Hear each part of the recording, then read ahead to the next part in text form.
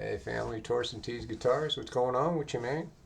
Just doing a quick check-in. You know our company is full transparency, and so what I do is when we get new things that pop up, we want to share them with you, and new things are starting to pop up.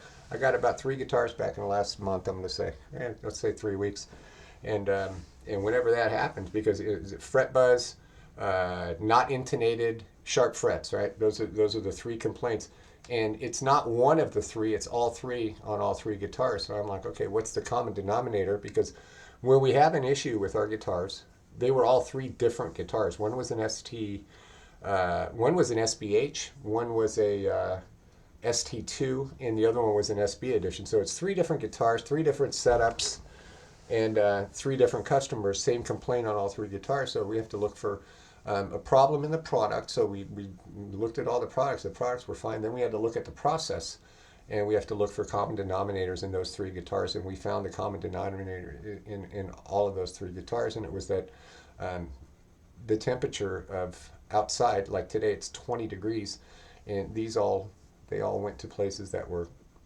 cold, bitter cold.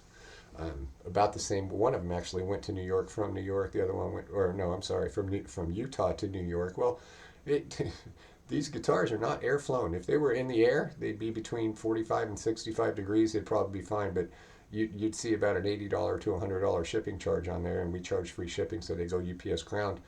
And by the time you get it, that thing may have stopped, even if you live in California. And if it shipped from New York, chances are it stopped somewhere in Wisconsin, right, where it's like 10 below, or Pennsylvania or Topeka, Kansas. Somewhere it's cold somewhere.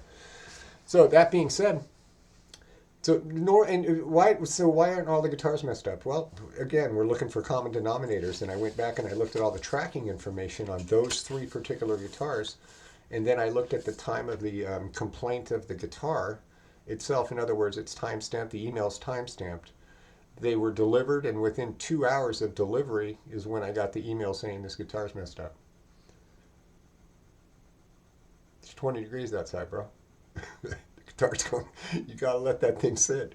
It's not gonna just acclimate itself. You gotta acclimate it. I send these out for reviews, and the guys who review the guitars, they take them out of the box. They don't take them out of the box the same day they get them, I promise you, because they've done that before, and they've gotten guitars that are just like, this thing is all out of whack. It's not out of whack. It needs to acclimate. Okay, um, it just does. There's absolutely nothing that anybody at T's Guitars can do if it's very inclement and cold and freezing weather. If it's below freezing, and we ship you a guitar. If you open it right away, it's not going to be right. I'm going to tell you why it's not going to be right. Steel shrinks um, at freezing at about 10 thousandths, right? So your truss rod's going to shrink. That's going to knock your guitar out of intonation. I don't care who intoned it. Okay, and I do a lot of the setups. I don't do all of them. I do quite a few of them. And when I get my hands in there, I spend time on the intonation, so I know they're intonated. Excuse me. And my other guys do as well. I'm not taking anything away from them. Um, and I know that there's no fret buzz, but so the, the, the truss rod is steel, and I just told you steel shrinks, right? Wood shrinks. It's volatile, right? So why are you having sharp frets? Well, that's why.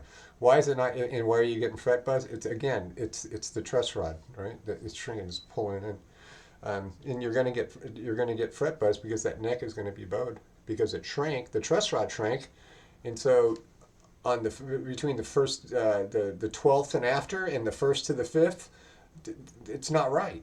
It's just not right. So you got to let it get right, and the way you let it get right is just by not opening the box for 24 to 48 hours. That's what I do now. I didn't used to do that. I was one of those 3 guys. Get my shit open. Excuse my language, and open it right away.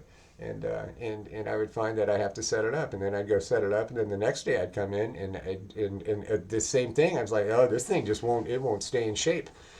You know, that's the setup I did the day before in the when the guitar was still 25 degrees. Now that I shocked the heck out of it by bringing it into the house that's 70 degrees. When it did acclimate, it changed the setup that I did even the day before. So if you're going to wrench on these things, I'd advise you not to do it. The truss rod is made of steel, and when steel gets that cold, it gets very brittle, and there's a good chance that you could break the truss rod by turning it. Okay, so I wouldn't mess with anything. If you breathe on the saddles, when you're doing a setup that we've already done for you, it's it's not going to be intonated. Okay, that's the first thing that's going to knock out. So just don't mess with anything. Just let it come, and you'll be pleasantly surprised with the setup, the quality, the sound, the playability of your Tees guitars. For that fact, any guitar, right? Let it acclimate. And I'm not going to turn this into a whole drawn out book and what I've been doing in order to get the information and make this video, but it's very interesting. So as always, family, just rock on, and we appreciate your business. If you ever have an issue with the Tees guitar, let us know. We'll take care of it either way. If you opened up your guitar, it's not the end of the world, but let it sit. Don't adjust anything on it. Let it sit. It'll pop itself into shape in about a day or two. Okay. And again, as always, rock on, family.